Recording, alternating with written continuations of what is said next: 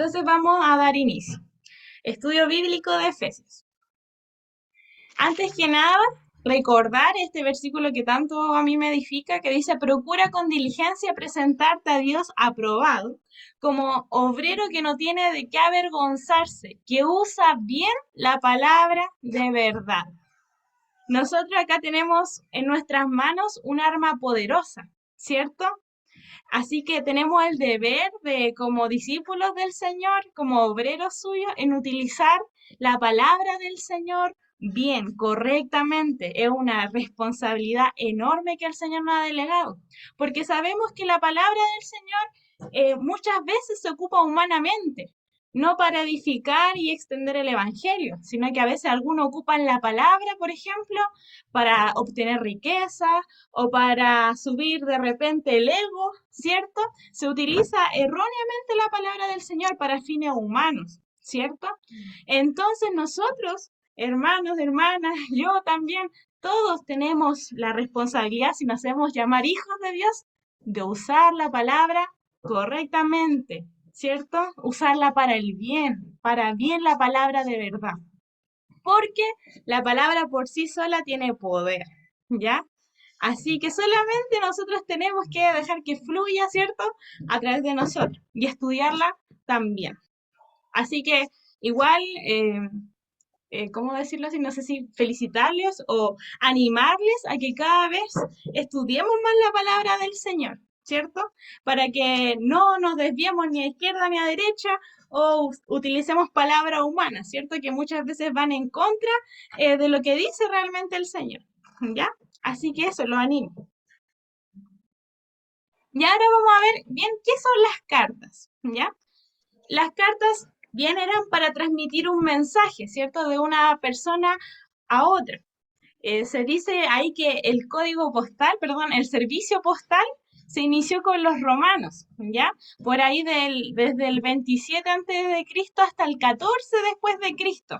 Y tenía como más bien un carácter más como, ¿cómo decirlo?, de las altas autoridades, lo tenía. Y de a poco fue llegando hacia lo humano, hacia la gente, al pueblo, ¿ya? Así que, ¿qué, las cartas que nosotros tenemos hoy en día, ¿para qué sirven? ¿Qué contenido diferente tienen al resto de la Biblia? Uno es que Perdón, Tamarita, dígame, después la va a pasar, la va a poner para poner atención nomás y no escribir. sí, se va a Ya, enviar tanto la grabación como también el Power, ¿ya? Así que no hay problema. ya, Ya, gracias. sí, no hay problema.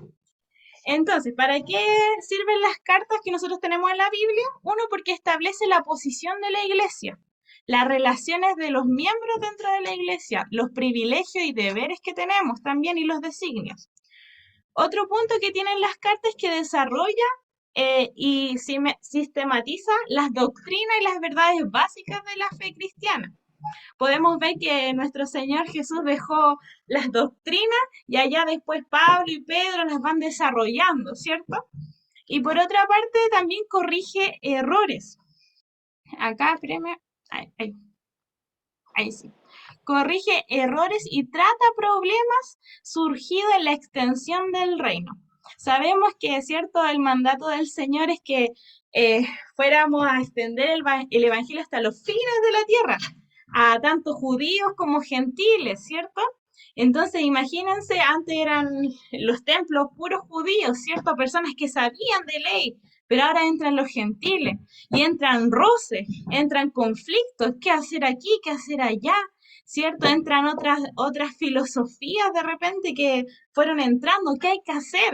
Entonces, las cartas eran una útil herramienta, rápida entre comillas, para resolver problemáticas urgentes, ¿ya? Obviamente ahora las cartas igual tenían su tiempo de llegada, ¿cierto? El periodo no llegaba al tiro como cuando enviamos un WhatsApp, pero era mucho más rápido que viajar, ¿cierto? Que viajar así a pie o ahí, no sé, a burro, no sé cómo lo hacían ahí, pero era mucho más lento, ¿ya? Así que por eso las cartas eran súper útiles y también servían para mantener finalmente viva la relación del apóstol con la gente, ¿ya? Así que esto es la importancia de las cartas. Muchos dicen que dentro de las cartas también viene la revelación de la iglesia, ¿ya? Así que por eso también es algo que nos llega tanto a nosotros, porque somos parte de la iglesia también. Ahí. Ahora bien, ¿cómo leer una carta? Hay que entender de que ¿se ve bien la pantalla? Sí, Ah, ya, ya. Ya, ¿cómo leer una carta? Es muy importante que nos hagamos estas preguntas. Primero, ¿por qué fue escrito? ¿Por qué problemática? ¿Por qué circunstancia? ¿Por qué tuvieron que escribir esto? ¿Cuál fue la intención del autor? ¿Cómo fue recibida por los receptores originales? ¿Ya? Recordemos que esto está escrito hace unos cuantos años atrás, entonces es importante entender el tiempo, las circunstancias, la cultura en donde fue escrita la carta, ¿ya? ¿Cuáles eran las intenciones de Pablo, de Juan, de Pedro de escribir las cartas? Y otro punto súper importante es que cuando estamos leyendo las cartas, hay que ver de que nosotros a veces no tenemos la respuesta del receptor, ¿ya? No vemos el antes y el después, sino que tenemos como un pedacito finalmente de lo que fue la circunstancia o la situación de la iglesia, ¿ya? Así que vemos como una parte solamente, ¿ya? Que a veces se complementa con el libro de Hechos, ¿ya? Pero vemos una parte y por lo tanto igual hay que tener cuidado ahí, ¿ya? Y por otro lado, tenemos la composición de una carta, ya que estos son aspectos más bien generales, ya que primero las cartas parten con el nombre del autor, Pablo, Pedro, Juan, etcétera, eh, el nombre del receptor, a quien va dirigido, ¿cierto? Después una salutación, cuando dice gracia y paz a vosotros, o saludo a, ¿cierto? Después tiene una esperanza, una oración, gracias doy, o porque ustedes han mantenido la fe, ¿cierto? De repente hay en otras cartas. Después sigue con el cuerpo. ¿Qué significa el cuerpo? Lo duro del mensaje que quiere transmitir el autor en la carta.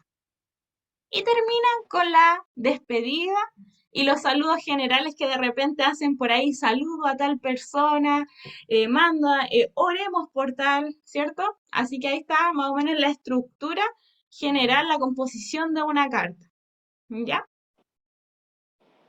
Y ahora, ¿cómo debemos aplicar una carta? Debido a que las cartas que nos llegaron, ¿cierto? Están en diferentes culturas, en diferentes tiempos, hay que tener cuidado a la hora de aplicar una carta a nuestro hoy, a nuestra modernidad, a nuestras circunstancias, ¿ya? Esto lo habíamos visto en Gálatas, pero de nuevo vamos a refrescar memoria. Y aquí esto lo dice un autor de cuáles son las tres formas de ver cómo aplicar una carta. Primero, cuando nuestra situación es igual a la de los receptores, la palabra se aplica directamente. Por ejemplo, si nuestras circunstancias políticas, económicas, sociales son igual a la iglesia, no sé, de los Gálatas, de los Efesios, de los Corintios, ahí se pueden aplicar directamente, tal cual, aplicar la palabra. Segundo, cuando la situación de los receptores es diferente a la nuestra, se debe buscar el principio básico, ¿ya? Por ejemplo, si yo digo, sí, es diferente lo que estoy viviendo, las circunstancias culturales, sociales, políticas, económicas, son diferentes a la de los Gálatas, los Corintios, los Efesios, los Filipenses, lo que yo tengo que hacer es sacar y extraer el principio básico. Por ejemplo, en Corinto habla sobre que la mujer debe ocupar velo, ¿cierto? Bueno, ahí está para otro estudio ya cuando veamos Corinto. Pero, por ejemplo, las circunstancias son diferentes. ¿cierto? La cultura era diferente. Entonces la pregunta, cuando dice que debemos ocupar velo, ya, ¿tengo que ocupar velo yo? No, porque tenemos culturas diferentes y situaciones diferentes. Entonces, debo buscar el principio detrás de eso, de honra, ¿cierto? De ingresar al Señor con decoro, ¿cierto? El principio básico se extrae y no se aplica directamente, sino que se extrae el principio básico. ¿Ya? Tercero, es que hay pasajes que no tienen aplicación directa ni indirecta para nosotros hoy. ¿Ya? Y esto lo pone porque muchas veces buscamos cosas donde no hay, ¿ya? Por ejemplo, en las salutaciones finales, despido a Onésimo, por ejemplo, y todos buscamos así, tratamos de buscar algo espiritual adentro y alguna enseñanza, sacarle ahí, como obligar al texto, pero simplemente no tiene una aplicación, saludo a Onésimo y listo, ¿ya? Entonces van a haber pasajes de la carta que simplemente no tienen una aplicación, sino que más bien tratan de mostrarnos algo y listo, ¿ya? Así que estas son las tres situaciones de cómo y cuándo debemos aplicar una carta, ¿ya? ¿Alguna duda respecto a esto? ¿Algún comentario? Ya. Igual cualquier cosa, abren su micrófono más y no hay problema.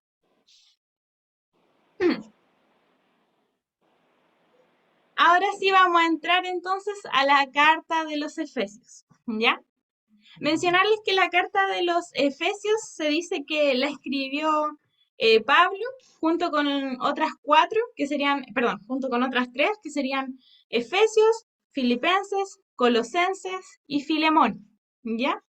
Y por lo, y por lo tanto van a tener un cierto hilo juntas, ¿ya? Ahora bien, aspectos generales de la carta. Sí, sí.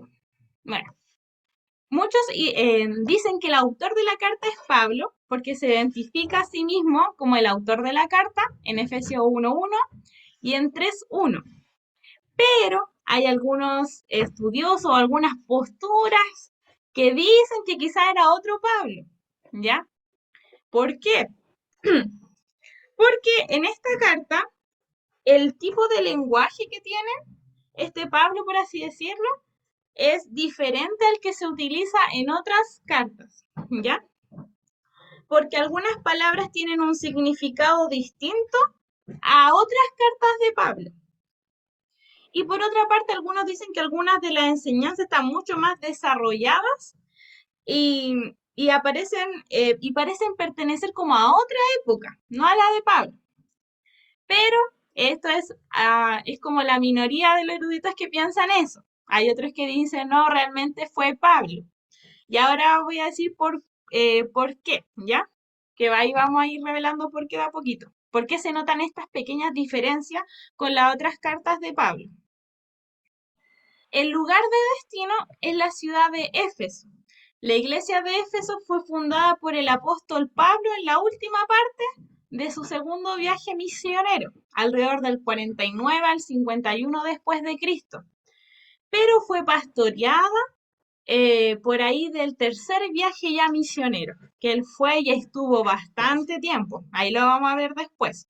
Y la fundación de esta iglesia también le ayudó a los dos grandes maestros, el matrimonio de maestros que es Priscila y Aquila. ¿Ya?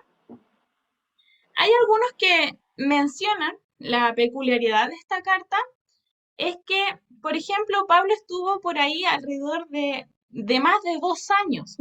Esta carta, por ejemplo, no contiene errores doctrinales o como no está tratando o corrigiendo situaciones bien puntuales de la iglesia. También, por ejemplo, podemos ver que aquí no hay como personas específicas, como en otras cartas, por ejemplo, en Filipenses, donde la despedida enumera muchas personas y hay como una conexión. No, acá en Efesios se dice que es una carta muy impersonal, ¿ya? ¿Y por qué se piensa esto? porque posiblemente la carta de los Efesios era una carta general y circular. ¿Qué significa circular? Que, por ejemplo, llegaba a la ciudad de Éfeso, y después se la pasaban a las otras iglesias que estaban alrededor. Entonces, por ejemplo, estaba Éfeso, Éfeso leía la carta, después se la pasaba a la Odisea a la de Pérgamo, y así esta carta iba pasando por cada una de las iglesias, ¿ya? Entonces, por eso dicen que finalmente es Pablo, pero solamente que habla a un nivel más general, y por eso le da la libertad de alabar al Señor, de afirmar la identidad de hijo de Dios, y por eso habla en un sentido tan general y no tan personal como las otras cartas, y por eso se nota esa diferencia, ¿ya? Y la fecha y lugar de escritura, perdón, y lugar de redacción, sí, dice que fue por Pablo, escrita desde Roma durante el primer encarcelamiento del apóstol, ya que fue ahí alrededor de los años 60 y 63 después de Cristo aproximadamente. Aquí vemos que vamos a leer al tiro estos pasajes, así que vaya conmigo a Efesios 3:1. Vamos a Efesios, vamos a ver esto de que realmente él estaba pasando por prisiones. Efesios 3:1. No sé si mi hermana Geo lo puede leer, por favor, Efesios 3:1. Dice, por esta causa, yo, Pablo, prisionero de Cristo Jesús, por vosotros los gentiles. ¿Hasta dónde? El 1 nomás, sí. Sí. Ahora mi hermana Irene, si me pudiese leer el 4:1. El versículo 4:1. Sí. Yo pues preso en el Señor, os ruego que andéis como es digno de la vocación con que fuisteis llamados. Amén. Y acá el último, que sería Efesios 6:20,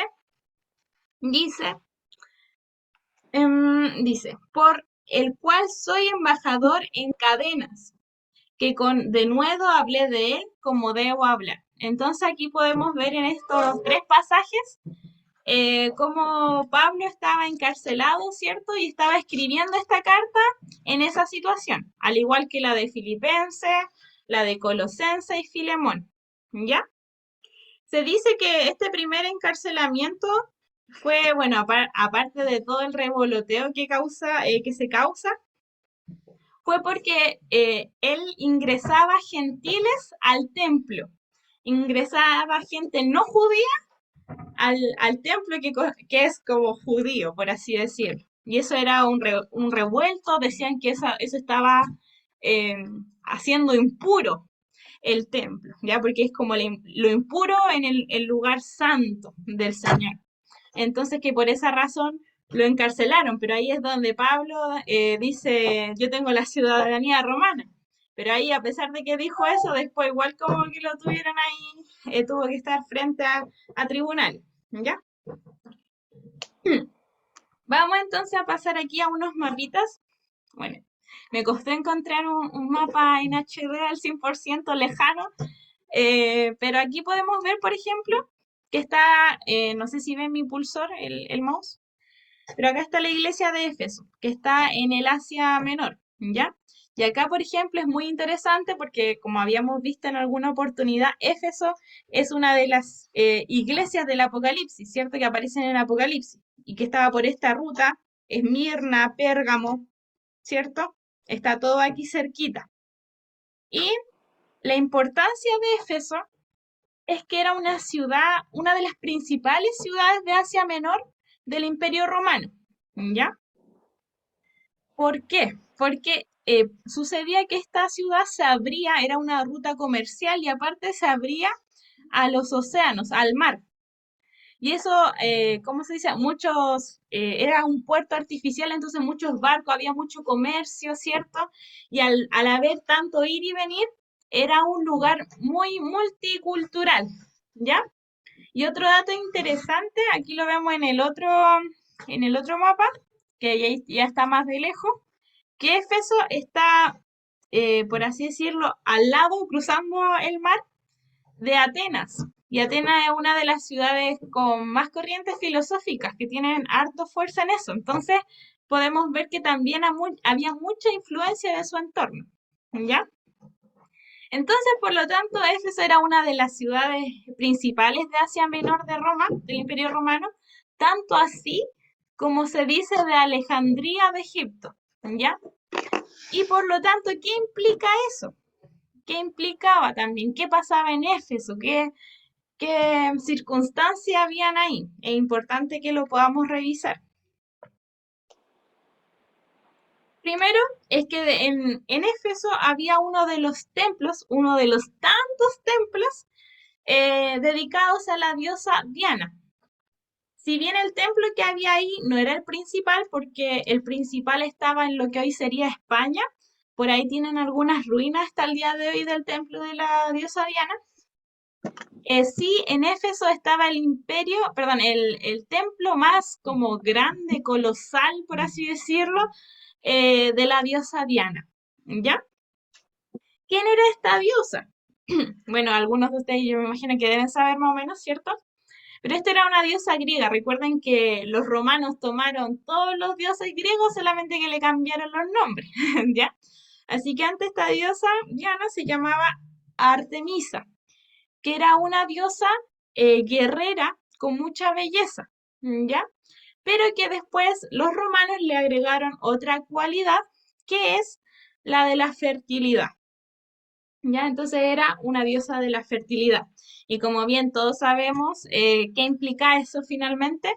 Tenían demasiadas sacerdotisas que tenían actos sexuales dentro de sus templos, ¿cierto? Entonces, por ejemplo, si una persona quería conectar con esta deidad, quería sentir, por así decirlo, la presencia de Diana, las personas tenían relaciones con estas sacerdotisas, ¿ya? Esta, por así decirlo, paganidad, no sé, está súper fuerte, impregnado en el entorno de Éfeso. Y por lo tanto también va a traer conflictos también a la iglesia que está en esos lugares, ¿ya? Vaya conmigo entonces a Hechos 19:23.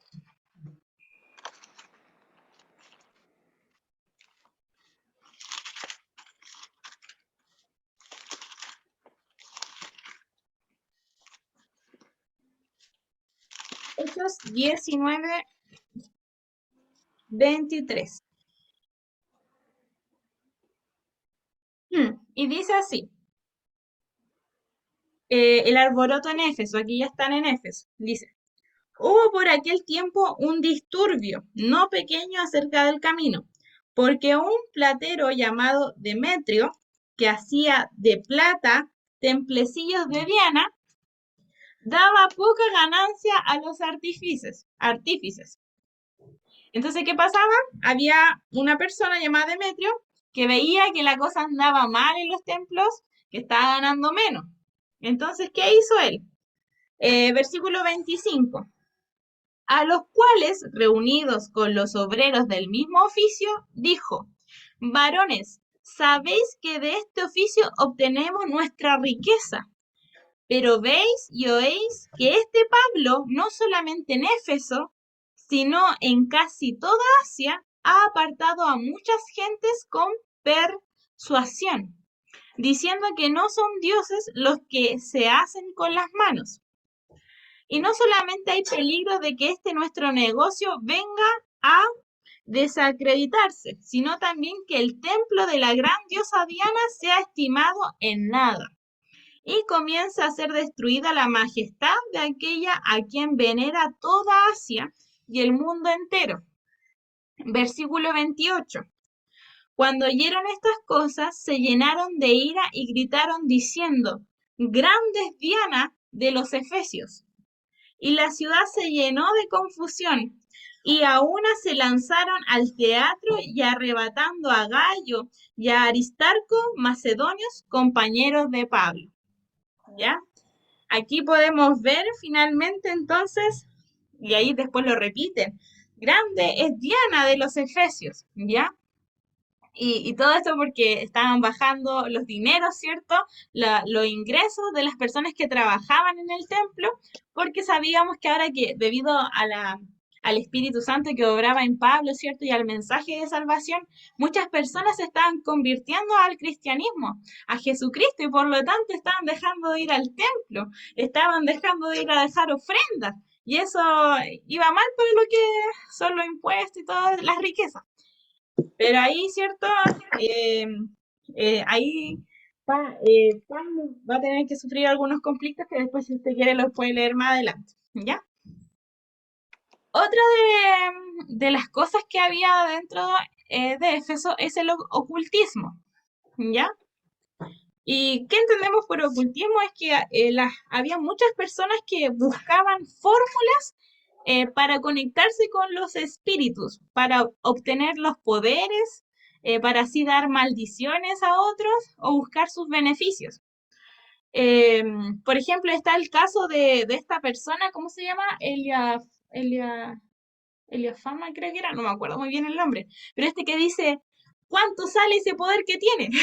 Se lo pedían a los discípulos, dame la fórmula para saber cómo hacen eso. No era, pero no era. Era otro, sí. Era otro, si alguien ahí se acuerda del Simón, nombre. ¿Ah? Simón, Ah, Simón. Simón, sí, ahí.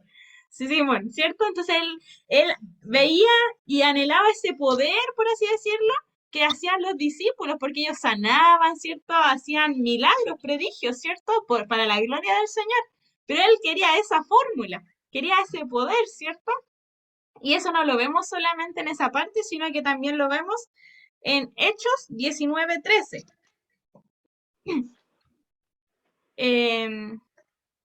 Hechos 19:13. Hermana Gio, ¿me lo puede leer, por favor?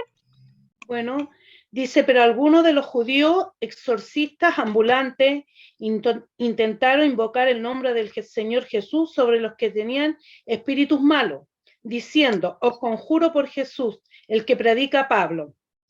Sí, pues ahí estaban buscando entonces la fórmula. Ah, si digo por el nombre de Jesús, ahí se va a hacer lo que, el milagro, la sanidad, ¿cierto? El poder.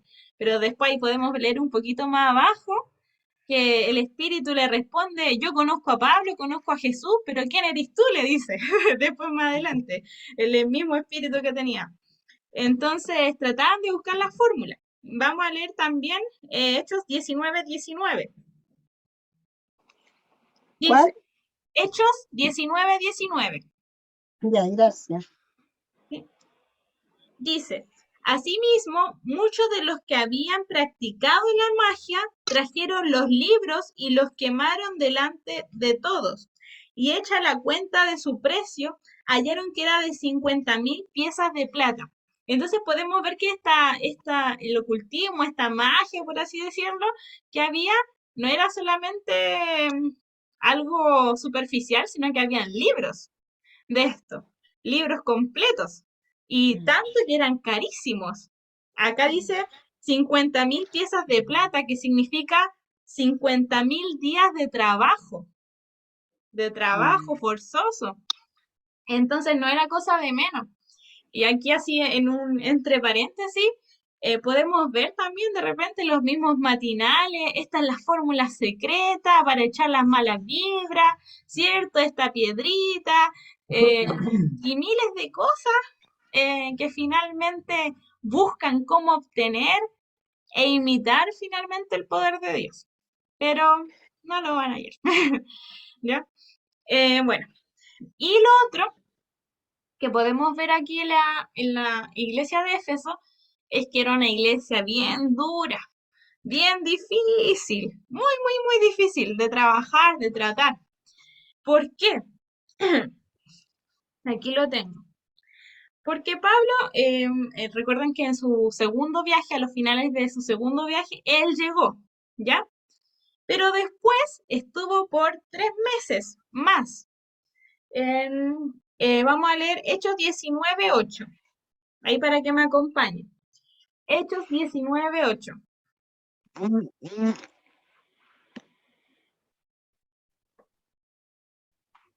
Hermana Irene, si me lo puede leer, por favor. Amén.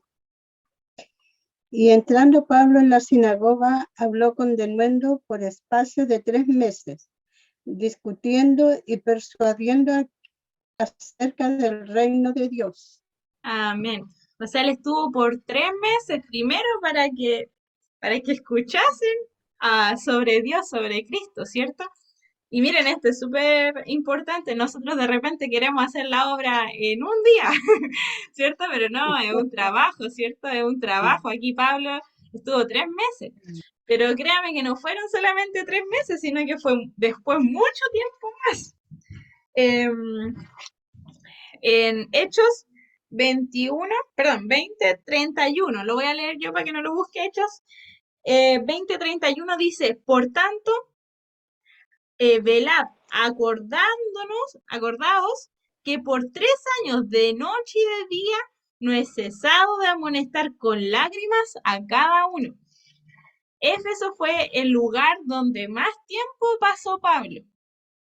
Pero no solamente pasó por ahí Pablo. Estuvo también, antes de que llegara Pablo, estuvo Apolo.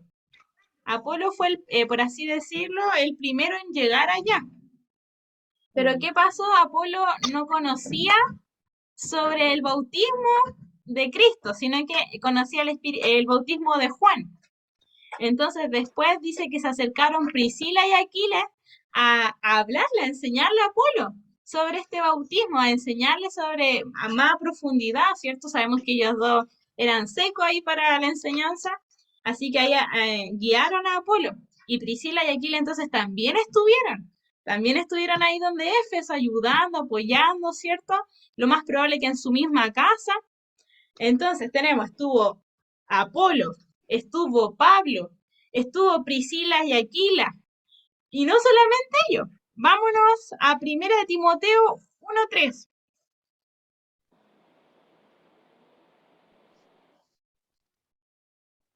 Primera de Timoteo 1:3. Hermana Gio, si me lo puede leer, ¿Ya? por favor.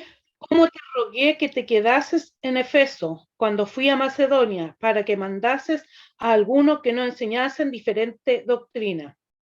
O sea, aparte también estuvo Timoteo. Timoteo ahí trabajando mientras Pablo iba a otros lugares del Asia Menor, se quedó Timoteo. Y no solamente también Timoteo. Apocalipsis. Juan escribe desde Éfeso. También estuvo nuestro Juan allá. Entonces imagínense, estuvo Pablo, estuvo Apolo, estuvo Priscila y Aquila, estuvo Timoteo y estuvo Juan. Todo ahí trabajando en Éfeso. Hasta el mismo Señor, en Apocalipsis les da su mensaje y ya. Entonces, era una iglesia difícil, ¿ya? Pero aún así vemos un trabajo, un esfuerzo por parte de estas personas en poder guiar a esta iglesia, y a que no desistiese, a que no cayere en el camino de la fe. ¿Ya? Ya. Bueno, aquí les puse imágenes de cómo era el templo, este templo de Artemisa, de Diana. Y acá tenemos una representación de cómo era la diosa Diana, así, por así decirlo. Como se le ve, se decía que tenía bastantes pechos. Como era una diosa de la fertilidad, tenían que amamantar a muchos. Entonces, por eso ahí usted puede ver los pechos que tiene. Por otra parte, ahí sí. Ya. Entonces tenemos esta gran influencia. Vamos a volver aquí. Por una parte, una influencia sobre el actuar finalmente el desenfreno y la impureza sexual que traía finalmente tener un templo de la diosa Diana ya. El ocultismo, todo lo que significa finalmente esto de traer espíritus, por así decirlo, conflictos con personas que defendían esto, y por otra parte la dureza finalmente que había ahí. Entonces, Pablo escribe en este tipo de circunstancias, a este tipo de iglesia, ¿ya? Y en vez de decirle, es interesante, porque igual les dice después, no hagan esto otro, lo que hace es afirmar su identidad. El decirle, amen a Dios, sean uno, sean una iglesia. Si ustedes son salvos, entonces actúen conforme a esa santificación que obtuvieron por medio de Cristo Jesús. ¿Ya? Entonces, más que nada va a ser un reforzar finalmente la identidad de ser hijos de Dios. ¿Ya? Entonces, aquí, ¿cuál es el mensaje finalmente entonces de Efesios? Es que, bueno, primeramente es una carta que habla mucho de Dios. En los primeros 3 capítulos alaba y honra el nombre de Dios, ¿cierto? Y a Cristo también. Y se presenta mucho lo que es la Trinidad, Padre, Hijo y Espíritu Santo dentro de ella. Y una de las bases, el mensaje central, por así decirlo, yo diría que estaría en Efesios 5:2, que dice, y lleven una vida de amor, así como Cristo nos amó y se entregó por nosotros como ofrenda y sacrificio fragante para Dios. Entonces todo lo que tenían que hacer, y nosotros también tenemos que hacer, era que todo lo que hagamos, lo hagamos en base a este amor que le tenemos a Cristo. Una vida de amor. Y ahí vamos a ver cómo se despliega finalmente este pasaje para cada una de sus vidas y también para la vida nuestra. ¿Ya? Eso, hermanos, era más bien una actividad, perdón, una clase más introductoria. Ya la próxima semana nos vamos a meter de lleno a los que serían los pasajes. Y bueno, vamos a tener por ahí unas mini tareas, discúlpenme, pero ¿cómo se dice? Es debido a que el martes se están realizando clases de homilética, hemos decidido conjuntamente con mi mamá que se dieran devocionales del libro de Efesios, ¿ya? Pero ¿qué parte de todo lo que se ha enseñado en homilética hay que dar? Se tiene que haber un tema, una explicación, una ilustración, una aplicación y una exhortación, ¿ya? Es importante que la duración de este devocional no sea más allá, o sea entre 3 a 5 minutos. Ojalá no más allá porque, como se dice, van a haber de repente 2 o 3 personas dando devocionales y también para que veamos la clase también, ¿ya? Acá las indicaciones que dejó mi mamá es que sea de un solo versículo, ¿ya? De un solo versículo. Y que sea solamente una parte. Sabíamos que podíamos dividir un sermón homilético en 3 partes, ¿cierto? En 3 puntos. No, pero aquí es solamente tomar un punto, ¿ya? Entonces, serían devocionales. Tema, explicación, ilustración, aplicación y exhortación. De 3 a 5 minutos, de un solo versículo y con una sola parte, ¿ya? Del libro de Efesios puede ser a elección libre, exceptuando el capítulo 5 y 6. Usted puede elegir un versículo del 1, del 2, del 3 y del 4, ¿ya? Así que me gustaría que a finales de esta semana pudiese usted mandarme por WhatsApp qué versículo va a tomar, ¿ya? Para ello decirle, dependiendo del orden que se vaya dando, cuándo lo va a dar, ¿ya? Así que eso. No sé si tienen algunas dudas, preguntas, comentarios.